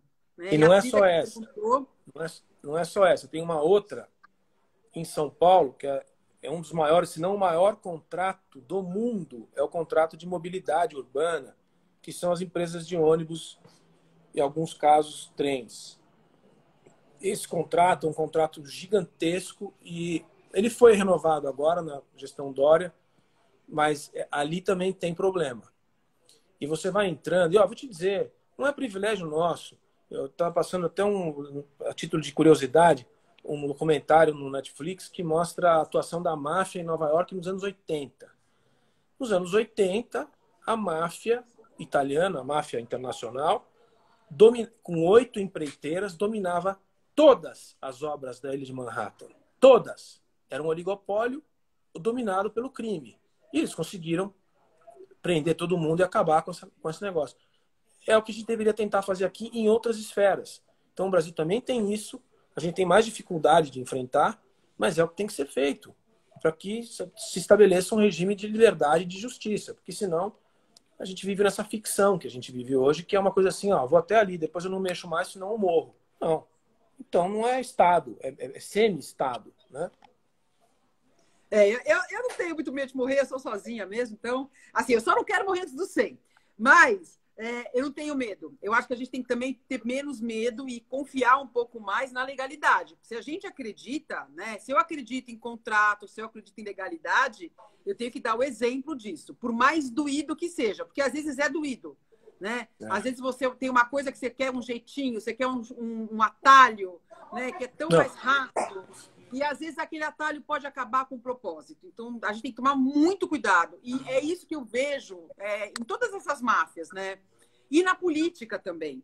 Eu acho que a gente está passando por um processo, eu acho que já houve uma renovação. Eu acho que agora, essa eleição, não sei, Christian, eu acho que a gente vai ver uma renovação grande. Porque eu acho que vai ser uma campanha mais intimista. Eu acho que vai ser uma campanha mais assim como essa nossa, entendeu? Eu tenho visto que agora não tem 30 pessoas aqui com a gente, pelo que eu estou vendo, deve ter um pouco mais. Mas daqui a pouco as pessoas vão lá assistir. E aí elas vão ver e falar, nossa, as pessoas olhando uma no olho da outra e falando o que elas pretendem fazer e como. Eu acredito nisso, realmente acredito nisso, mas acho que é um processo que está vindo ainda. É muito difícil saber o que vai acontecer nessa eleição específica, porque é uma coisa muito... Se você não pode andar na rua, não pode... E vai viver desse ambiente cibernético aqui, para fazer campanha, eu acho que as velhas práticas de compra de voto e aquela coisa mais regional das periferias pode ganhar força, mesmo porque a paz nas periferias de São Paulo está sendo, em boa parte, garantida pelo tráfico, né, e pela criminalidade. A dona Maria, que não consegue comprar o remédio porque ninguém mais tem renda, está recebendo o remédio do traficante. Então, é um pouco o que aconteceu no Rio de Janeiro, numa escala maior. Então, a gente tem que ter consciência de que tem um mundo real aí do nosso lado que é muito mais duro quando se trata de eleger pessoas e política, fazer política, que a gente ainda não superou. Mas eu quero crer que você tem razão e é isso que a gente prega no partido também. E o que vai te dar segurança eleita é fazer parte de um grupo partidário, de uma instituição. Porque você pode ser um herói individual, ser eleito por qualquer legenda e chegar lá séria, correta, como aconteceu com muita gente nos últimos 30 anos, e aí você se frustra, porque você não tem a força da instituição que está por trás de você. A nossa ambição é que o partido seja isso. Ele te dá a tua marca e ele te protege, vamos dizer assim, do resto dos horrores, entendeu? E aí, quando a gente tiver uma bancada, eu vi aí, vamos eleger uma bancada, tem que eleger uma bancada de 5, 6 vereadores em São Paulo. Não podemos ficar só com um, quiçá 10. Porque quando você tem uma bancada, tudo muda. A nossa bancada de 8 na federal já é uma bancada de 30 na capacidade de influência que eles têm. Uma bancada de 50 no governo brasileiro, unida, é um partido mais forte do Congresso. Você vê, o PSL teve 60 cadeiras, mas não é um partido, é uma ficção. São 60 PSLs. Então não adiantou nada, o presidente nem é mais o partido. Se a gente tem um partido novo com 70 cadeiras no Congresso, a gente é capaz de fazer um estrago ali que ninguém tem ideia. A mesma coisa para as vereanças, entendeu? Por quê? Porque é a força da instituição. O Brasil é personalista. As pessoas votam na pessoa, naquilo que o sujeito falou, independente do compromisso que ele tem com as ideias da legenda que ele representa. E isso foi ficando contaminando de um jeito que virou isso aí. 35 partidos e 86% das pessoas não se identificam com nenhum deles. Ou seja, está falido completamente o sistema, né? E para fazer a reforma tem que renovar. Porque quem faz a reforma é quem quer que o esquema se mantenha assim, né? Então, é assim. Agora, eu vou dizer uma coisa. O ano passado, eu fui muito para Brasília, tal, né? Que eu trabalhei com a deputada Adriana, foi maravilhoso. E é impressionante o poder de uma pessoa. Então, quando você chega lá com uma cabeça diferente, com um pouco mais de propósito, e querendo ou não, por mais que as pessoas tenham uma competição nessa hora da eleição, é óbvio que tem, um quer o voto, outro também quer, mas no final somos todos novo. Né? Então, um vai olhar para o outro e falar, ó, eu estou aqui como você. A gente está pelo mesmo propósito. A gente acredita em aumentar as oportunidades das pessoas, a gente acredita em empreendedorismo, né? Em todos os sentidos de empreendedorismo, né? Porque assim, acho que empreendedorismo é o empreendedor, é o cara sozinho no Brasil. Né? Ele contra a rapa. O cara que tem a vendinha embaixo e mora em cima, nas comunidades aqui. É sensacional.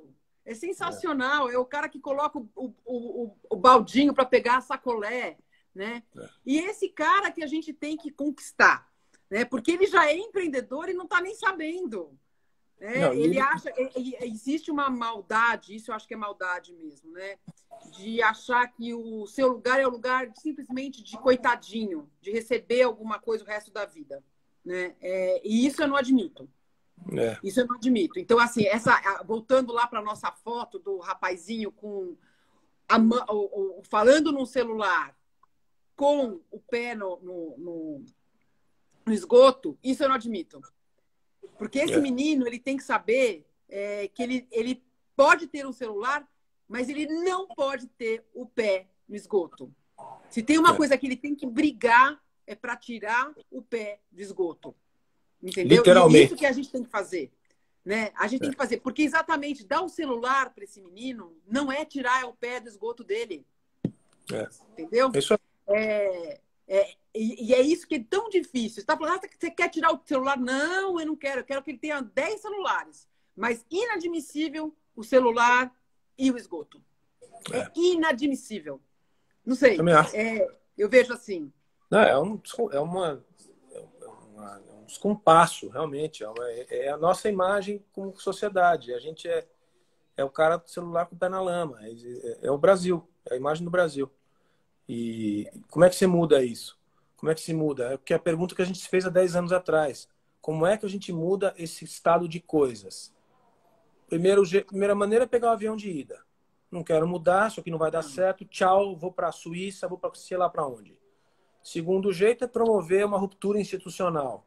Não quero mais saber de debate em congresso, fecha essas coisas todas, bota um déspota esclarecido aí, chama o irmão do Xi Jinping, põe ele aqui, ele que manda, todo mundo obedece, se não obedecer, morre. É um caminho. O outro é fazer o que nós estamos fazendo. As regras estão dadas, a gente tem que mudar as coisas através da representação, da democracia.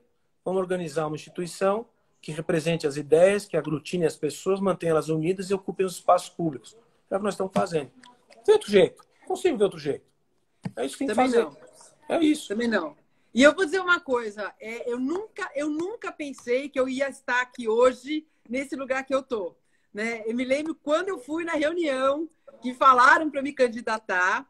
E também quando eu acabei, quando saiu o resultado, eu acho que no dia seguinte eu fui conversar com você, Christian. Eu vi que não tinha entrado, mas eu sabia que não tinha jeito, né? Porque eu não sei vocês, mas sabe quando você faz aqueles joguinhos de internet que você coloca as coisas? Dá sempre assim, brasileira, brasileira, brasileira. Eu amo o Brasil de tal maneira, e eu amo São Paulo de tal maneira, que quando você fala pegar a passagem só de ida, aí eu me lembro muito do Tom Jobim, né? É uma merda, mas é uma merda que a gente ama, entendeu? Então, é isso aí. Assim, e o Brasil, é isso que você está falando. Olha a grandeza do nosso país. Você está falando para mim que você tem um país onde você tem 38 milhões de pessoas vivendo à sombra do Estado. Que elas não são 38 milhões, gente. É muito. Então, olha a potência, olha o que está guardado, olha a potência que está escondida ali atrás e que a gente tem que fazer o quê? A gente tem que ir lá e falar: vem cá, neguinho, vamos lá, vamos Roberta, trabalhar, entendeu? Roberta, não sei. O Brasil tem 92 milhões de pessoas aptas a trabalhar. Hoje, depois da pandemia, depois do acúmulo de desemprego em função da doutora Dilma, etc. Doutora não, a dona Dilma, etc. A conta fácil é pelo menos 22 milhões de pessoas que não estão trabalhando e não têm emprego e não estão trabalhando. Como é que 22 milhões de pessoas não estão fazendo o quê? Estão em casa vendo televisão? Se tiver casa? Se tiver televisão? Não, elas estão fazendo alguma coisa. 1/4 dos brasileiros aptos a trabalhar não está no jogo. E é uma população que envelhece. Desde 2012, a pirâmide demográfica brasileira entrou numa curva descendente. Então, em 2030, o crescimento vegetativo brasileiro vai chegar perto de zero, ou seja, nasce um, morre um. Então, a nossa chance de ficar menos pobre antes de ficar velho é agora. E a gente não vai mais ser um país rico, não dá mais tempo. A não ser que venha imigração de outros países. Senão a gente não vai ser mais rico. Então, ou mude alguma coisa no nosso jeito de pensar, né? Isso que você falou é muito importante, porque assim, tem uma característica do Brasil que é muito triste. Eu tenho 55 anos, como eu vi o Brasil perder oportunidades. A mesma coisa que a gente fala para o indivíduo, a gente pode falar para o Brasil. São incontáveis que eu já vi. Na minha área, eu vi a gente perder a oportunidade dos insumos farmacêuticos lá atrás, nos anos 70, 80. Isso escorregou. O Brasil era para ser o grande produtor de insumos do mundo. Isso ficou com a China e com a Índia, porque o Brasil... O Brasil quis proteger, foi protecionismo de meia dúzia de amigos. Exatamente. Depois a gente viu a coisa da tecnologia também. Eu acho que o Brasil tinha tudo para dar, assim... Aí também, de novo, protecionismo, aquela coisa, mercado, e parará, e indústria.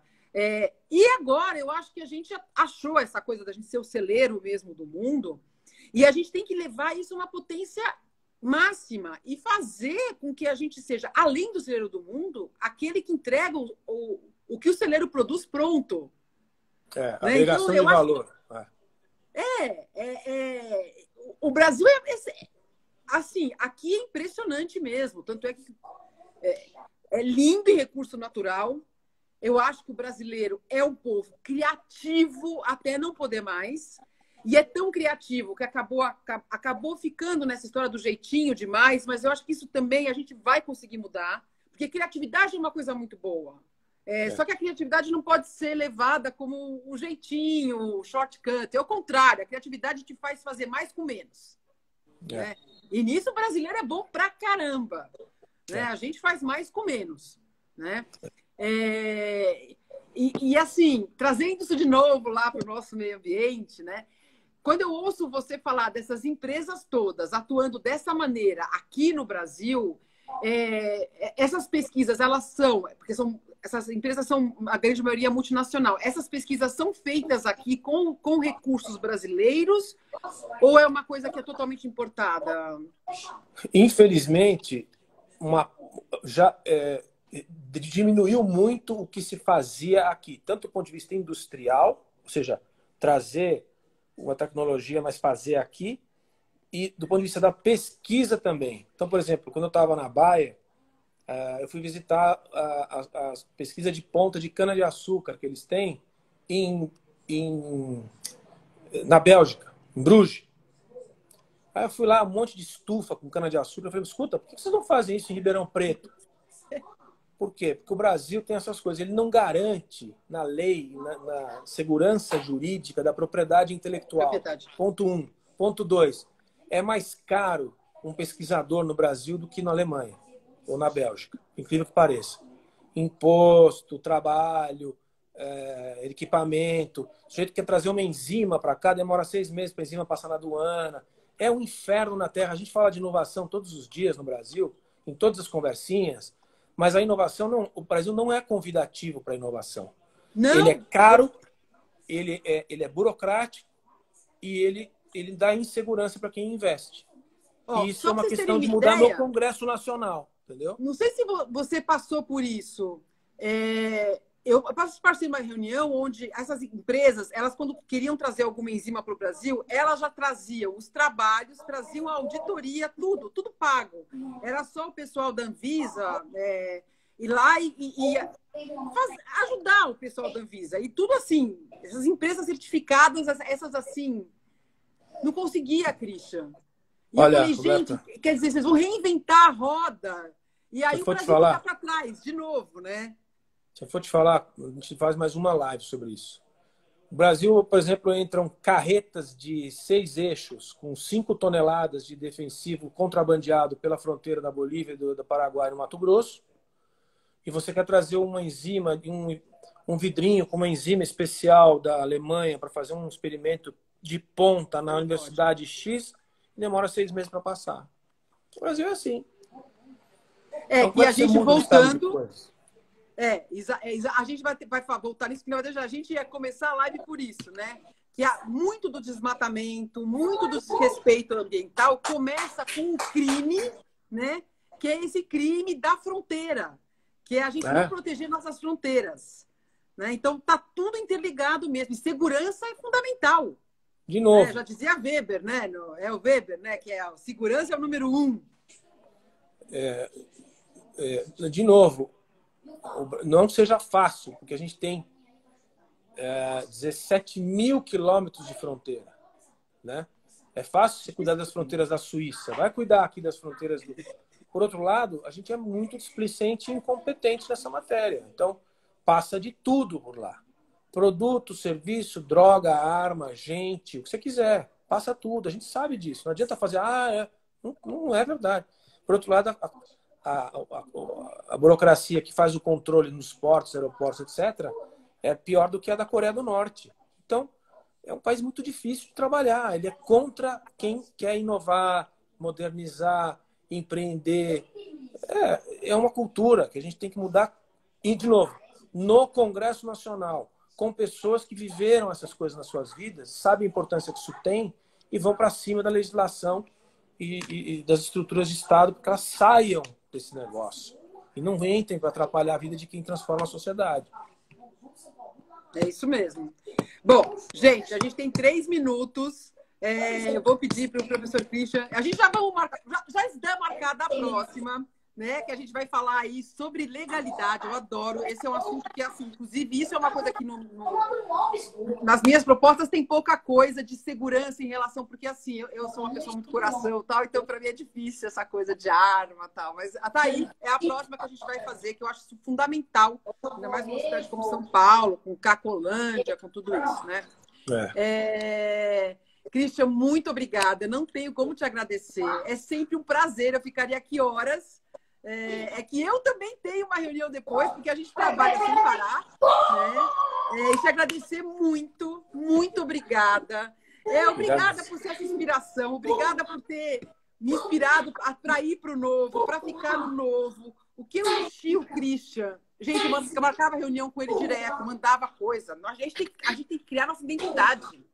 Porque a gente não pode ser puxadinho de ninguém, lembra disso? O tempo todo, né? Eu sou chata, gente. Eu sou a chata da evidência e sou a chata da filosofia correta. Então, assim, isso aqui não está correto. E eu ligava para o Christian, que é quem me ouvia.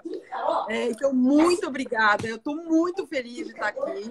E eu quero muito representar São Paulo lá no novo, né? Agora, legal, Roberta. Vamos trabalhar junto.